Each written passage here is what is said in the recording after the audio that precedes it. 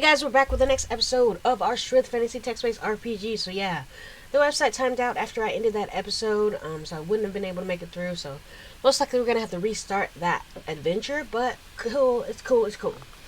First glitch I've ever had on this site, so it is doing great. I don't remember what we were doing last time, but just move on to this time. Thanks so much for hanging out and joining me. And I'm gonna say let's go. So I'm at my castle. Let me go ahead and view my upgrades and just upgrade more of that. Yeah, the orbs as well. Pretty much we spent all my money just on my castle. And I got huntswomen now, which is awesome. So yeah, we've upgraded our huntswoman. And our moonlit orbs candles is here. He's purring continually nearby. Dude, we were at rank 55 and now we're back up. Wow. Just tells you how many people still play this. So let me go ahead and save this. And then let's leave. We were hanging around in Western Trithik, I guess. We're doing adventures in Merksville because we've done all I could see in Trithik. So let's go to the adventures, and we're going to talk about the old cathedral, and that's the one I was working on when those sites timed out. So we'll get right back into it. May not read every part of it, like I said, because we already done some of it in the last episode. But yeah. So the old cathedral is part of the old village, the old city that used to be here before Merksville was able to come up, and apparently it's very haunted. They tried to renovate it, but it's haunted. And then yeah, nobody will go in there because and so like I said, Merksville took over. Stories passed down generation of restless spirits, walking dead. So they want me to go in there and clear out the dead. Cause it's been like I don't know how long it's been, but everybody they sent to take care of it, yeah, over a year ago. So everybody they've sent to take care of it have not returned. So,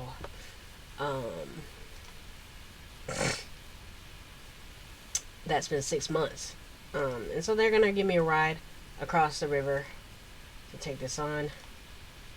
And yeah, they give me the chemical elixirs, which one drought fully restores your stamina, which is crazy.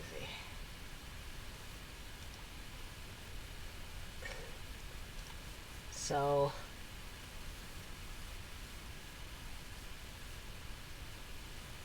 I'm going to read from about here. So, about 20 yards behind you, catch a glimpse of a figure in a tattered cloak as it quickly darts on a section of crumbling courtyard wall. Let's go see what's up. You arrive at the spot where you saw the cloaked figure only moments ago, but there's no sign of whoever or whatever it was. However, as you're about to turn and continue on your way, you notice a small portion of torn brown cloth draped over a jagged piece of stone jutting out from the wall. You surmise that the cloaked figure must have snagged this portion of its vestments here as it passed by. I'll take it. For several minutes you stand and observe the courtyard from here, hoping to catch another glimpse of the mysterious figure. At last you decide that whoever, whatever it was, is no longer anywhere about, and you once again make for the main doors of the old cathedral. You reach the main doors of the old cathedral, push them open, revealing a cavernous, debris-riddled interior that is open to the sky in several places, and there are signs of renovation here and there, although it is plain that much of the work has been left in an unfinished state. You proceed with caution across the ground level of the cathedral, and near the center discover a wide set of steps leading down into the darkness. You stand amidst a sea of rubble in the debris-riddled ground floor of the old cathedral. A wide set of steps descend into the darkness here. Wisps of cool, musty air rise out of the shadow below. Descend. You draw your trusty light and carefully descend into the lower level of the old cathedral. Alright. See, we never even made it in last time, so yeah, we were about here, so let's continue on. And got some hot chocolate, even though I live in Florida and it's hot outside. It's 79. It's not bad. A wide set of steps ascend toward the daylight here. The fresh air that reaches you is the form of a gentle breeze from above as welcome change from the damp, musty air of this lower level. I'm gonna go left first. I always go west first, I think. West and north. The sound of soft footsteps from behind you cause you to spin around. You stand in the gloom, your every nerve on edge. So there's a line of jovial stones face the truth in the wall of the passage here. The sound of soft footfalls. Okay. Let's see what's going on in here. Hello. A chorus of sharp hisses greet you as you reach the end of the passage. You turn to your right and behold 4 rows of skeletal figures emerging from the shadows, their bony hands clasped tightly around the hilts of decaying daggers. Okay, goodbye. Somewhere off to the southeast, seemingly distant, you hear the sound of like stone grating against stone. So that has opened some kind of door. Now we got roaming skeletons. I see. Alright, let's go back north. I'm gonna go this way. 3 decaying corpses. A dirk. No thank you. So it wasn't until I opened whatever passageway that these people started spilling out. Let's go south till we reach Wailing Apparition. Wow. I have a weapon that's good against the undead, I think. So it's fine.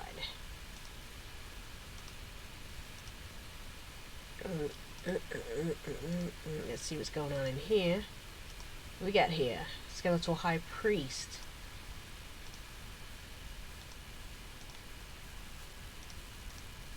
I think I ordered something from Amazon.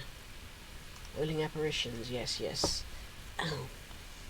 Maybe I did. Maybe I never checked out.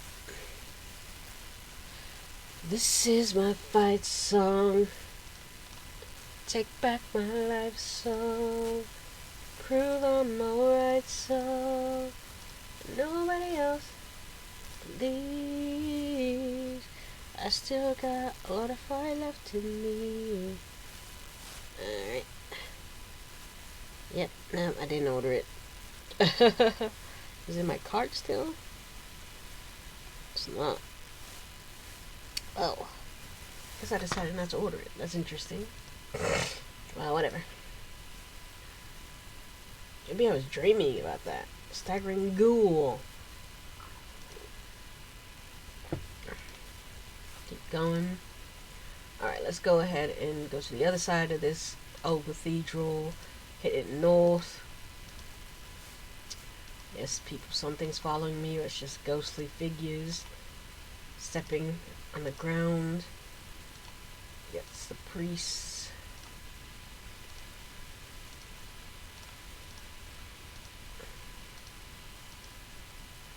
Alright, let's see what's going on south. There wasn't a priest to fight in there, was it? I stopped paying attention. I'm just going around. Alright, what we got here? No, there's more priests. Somewhere at the distance, you hear the sound of stone grating against stone. Where? Oh. There's a new question mark, so that's where. Alright, what is it? Let's see. There's stairs further down. So let's check here, and let's go hit down the stairs. An ornate scenery of majestic mountains towering proudly beneath the star-filled sky has been carved into both the north and south walls of this wide passage. A wisp of icy air rushes past you, sending a shiver the length of your body. Yes, we keep hearing footfalls behind us. The hall ends abruptly at a tall arch that opens into a wide torchlit chamber with a low ceiling. Your eyes immediately fall upon 4 robed figures seated around a circle that has been traced onto the floor in the middle of the room. You're shocked when you realize the 4 figures are living humans, each with a skull-shaped medallion dangling from their necks. Several large piles of bones lie strewn about the room, and now and again you notice several of the piles twitching slightly. It appears that the men are performing some sort of necromantic rite, and are likely responsible for the undead that have overrun the old cathedral.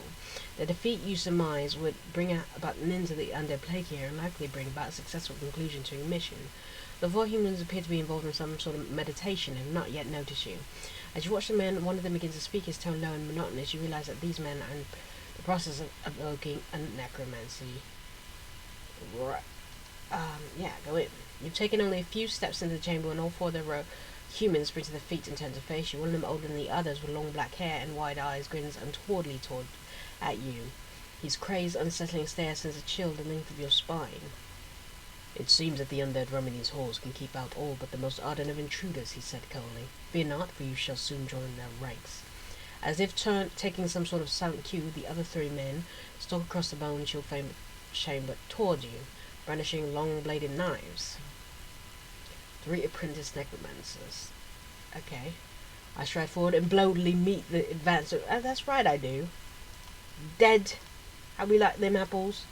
The bloody corpses of the 3 roadmen lie sprawling out on the ground at your feet.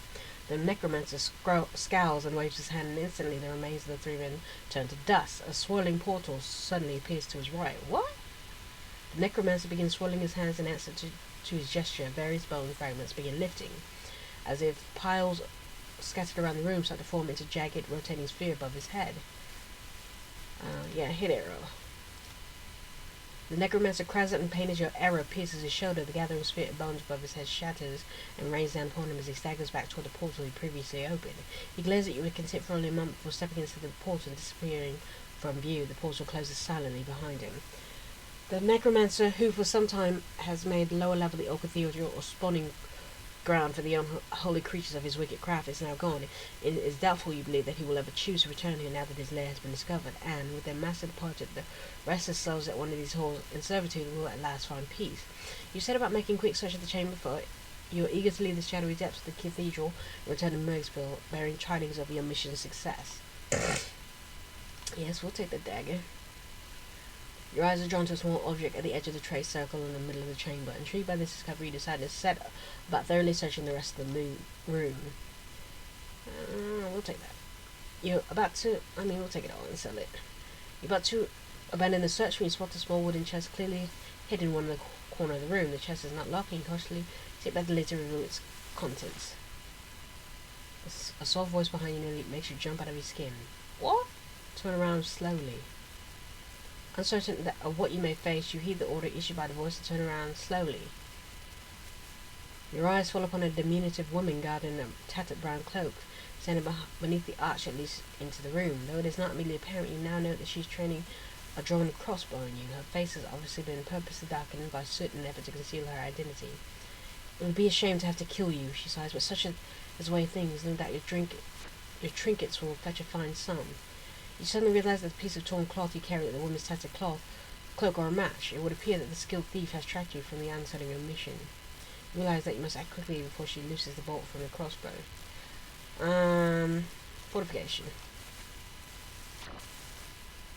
A shower of blue sparks momentarily illuminate the chamber as the speeding missile crashes harmlessly into your magical barrier and drops harmlessly to the floor. Your attacker draws a long bladed knife and lunges at you. Subdue. I don't know who it is. I don't want to just kill her. Death to the heathens, though. Who are you? The woman slumps on the ground unconscious but not permanently harmed. You take a step back and pause for a few moments to catch your breath and gather your thoughts. A quick search through her belongings reveal the following. I'll take this, and this, and this. Just give me it all and then I'll sell it. In the pocket sewn on the inside of a cloak, you discover another pouch of gold.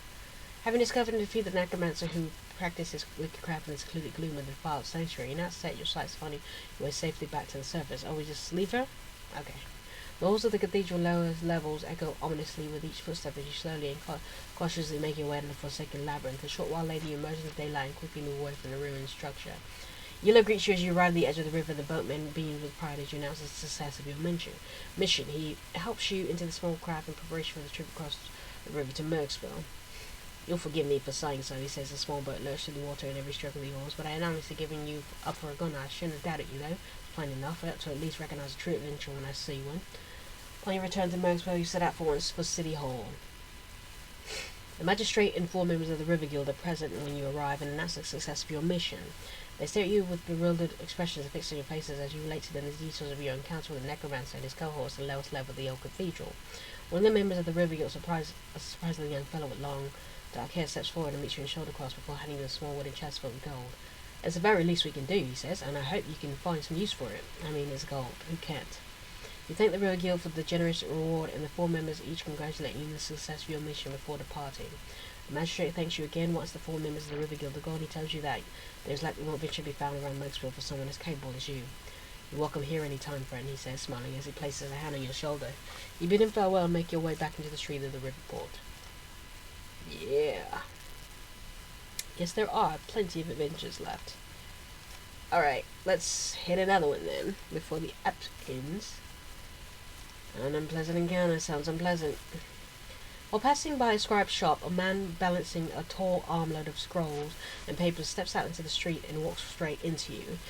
The items he's carrying fly into the air and land on the ground in great disarray. Although it's not your fault, you're about to politely apologize to the man and lend him a hand picking up his belongings when he suddenly begins cursing at you and threatens to soundly thrash you.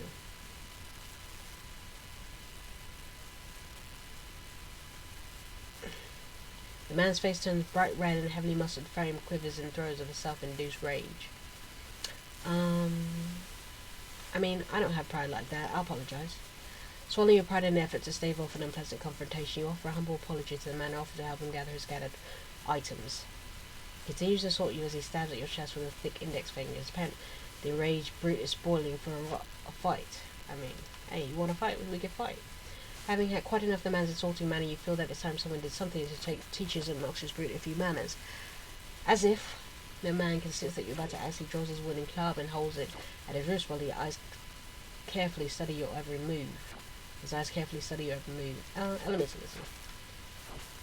Your attempt to summon has resulted in the arrival of two small aerial elementals. The invisible creatures swarm about your enraged opponent with great speed, creating a miniature dust storm that leaves them choking gas from her hair. The gathering crowd of onlookers provided a peal of laughter as obvious the most debilitating cyclone somehow you're doing. Still coughing, the man gathers up his item and turns to face you as he makes ready to depart. It is unwise to cross the side of the seven, he says, staring at you with cold murderous eyes. You will learn to fear your own shadow, fool. The man departs into the crowd, and the onlookers who had paused to watch the confrontation return their respective affairs. You wonder what the man meant by the sign of the seven. You mull over his parting words, and you once again set off on your way. Hey, I apologize. You didn't want to have any of it, so...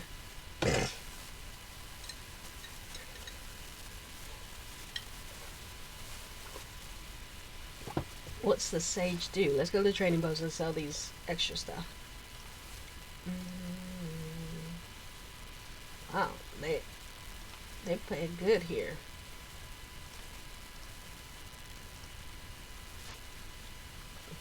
Guess you can have all this stuff.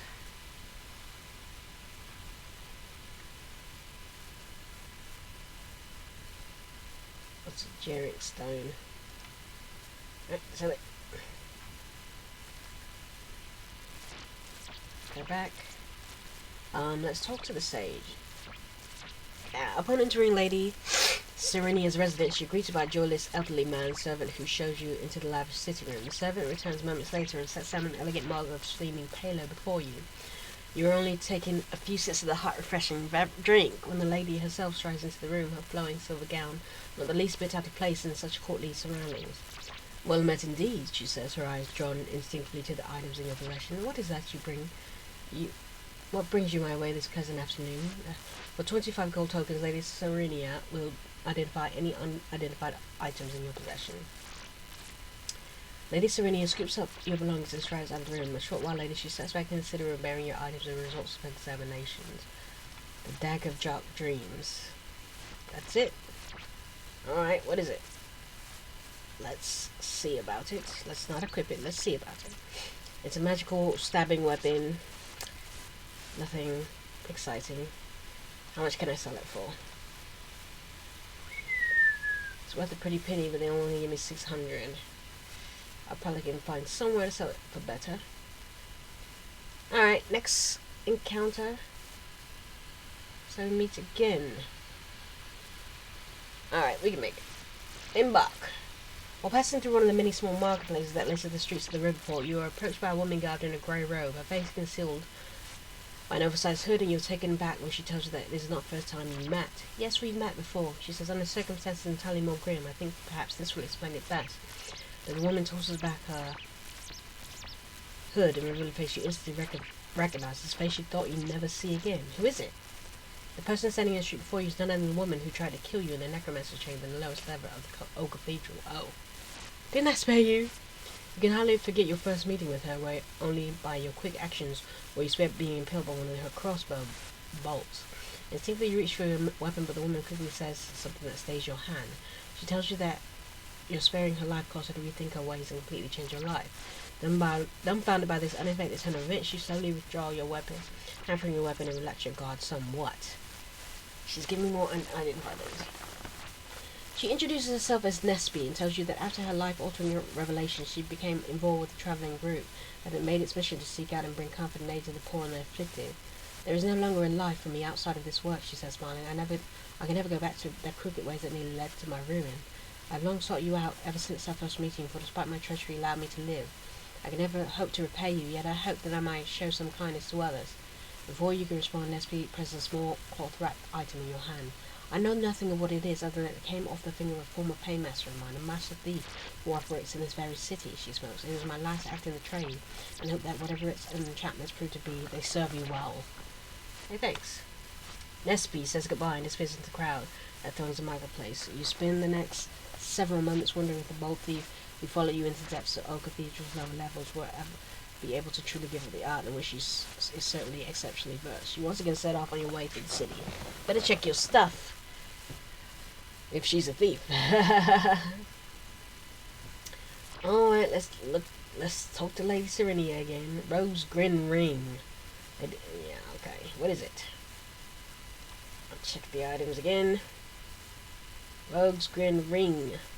Agility and luck. I'll keep it, but, you know, I'm not putting that on. It's not better than what I have on.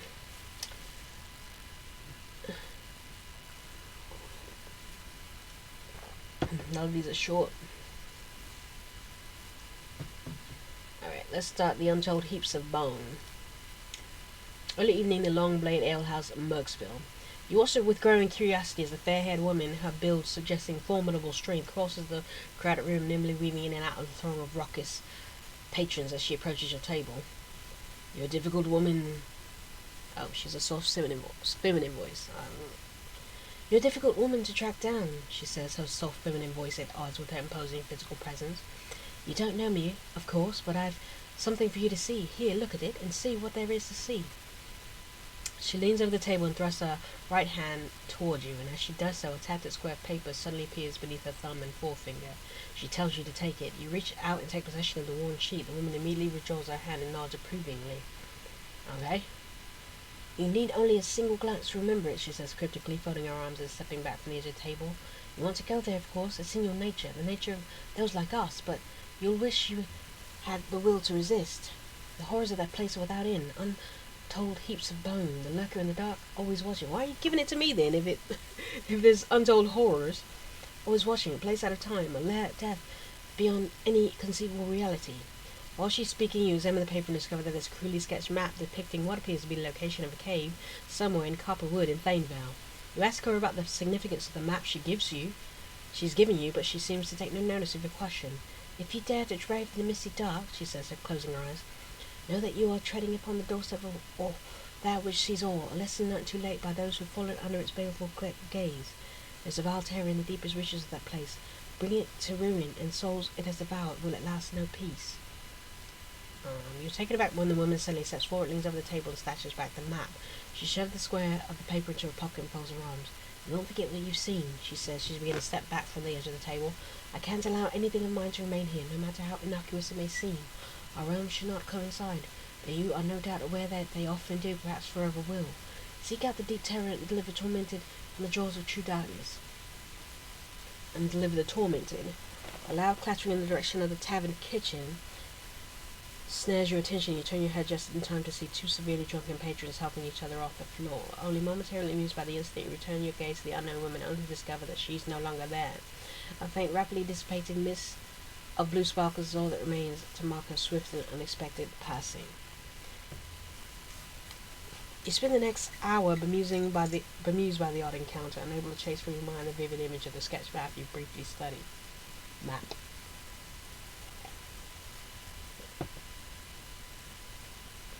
Perhaps more disturbing than the burning memory of the marked location of the cave in Copperwood is your sudden inexplicable desire to explore it, and seemingly unquenchable yearning to discover a secret you've certain lies concealed in the lair described to you by the now departed stranger. And as the evening wears on, you remain seated at the table, largely oblivious to the constant bustle that ebbs and flows through the tavern's common room. Your thought spins on the peculiar meeting and its lasting impressions.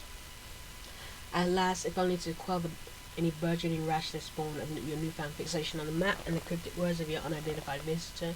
You've got to visit Thameville in the southeast region of the kingdom as soon as your circumstance allows you to see it. You can locate the cave. The sketch map has crudely drawn lines bathed in ghostly blue radiance is the last thing you see before drifting peacefully into slumber. A short while later, in the wee hours between midnight and the arrival of frigid autumn dawn.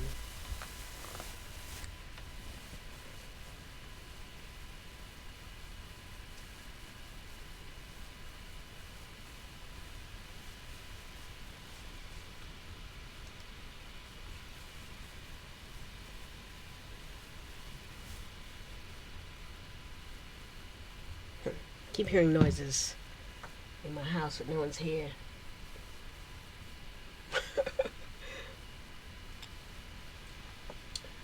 Alright, travel to Thameville and seek out copperwood. Guess we'll save that. Is it in business? Is it in writing? Things to do in Sryth. Alright. I've wrote it down. I'm not going there now, because probably it's going to take a long time. Alright, we're at 26 minutes. What's left? Flame Wielder and the Rat Den. Those are probably going to take a long time. Let's see if there's any other... The River Guild trade.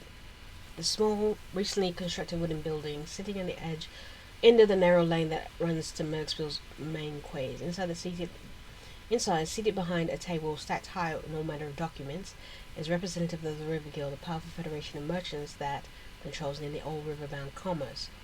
The grey-haired man on the table looks up and greets you in a friendly manner. He then asks if there's something he can do to help you. Ask him about the guild.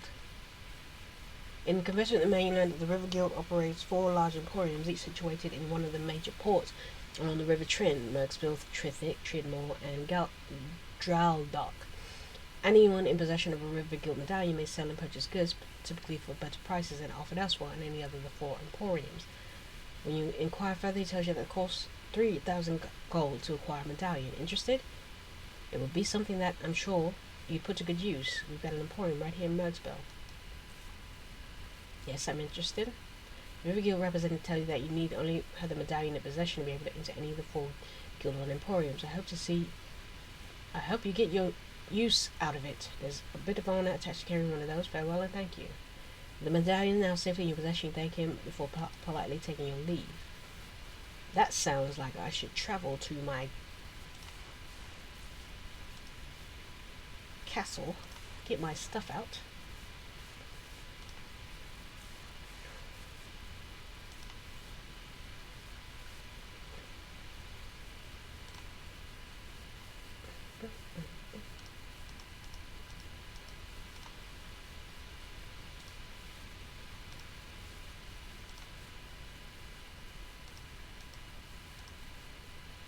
And see if I can sell it for good. He says there's one in Draldok. So let's go in Draldok. Visit the Bazaar.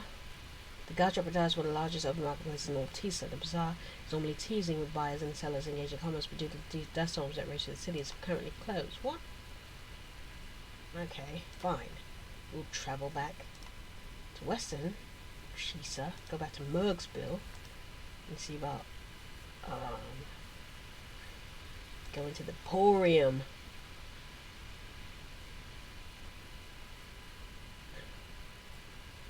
Browse weapons for sale and sell my weapons here. Now we're talking. Still not worth it here, but this is worth it for me. And the fire longsword. This is definitely... Okay, stuff's falling. Yep, this is definitely not worth it, but the other stuff's worth it.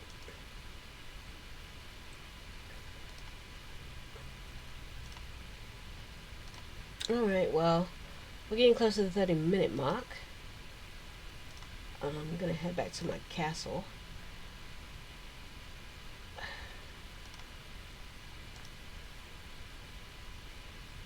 Okay. I'm just seeing if there's places that will buy stuff for better. Doesn't look like it. So I'm gonna go back to my castle and drop this stuff back off. And then we'll end the episode there. We're gonna finish either one or both of those adventures next episode in Muxville. But yeah, until then, thanks so much for hanging out and joining me. You know what I'm gonna say. Peace.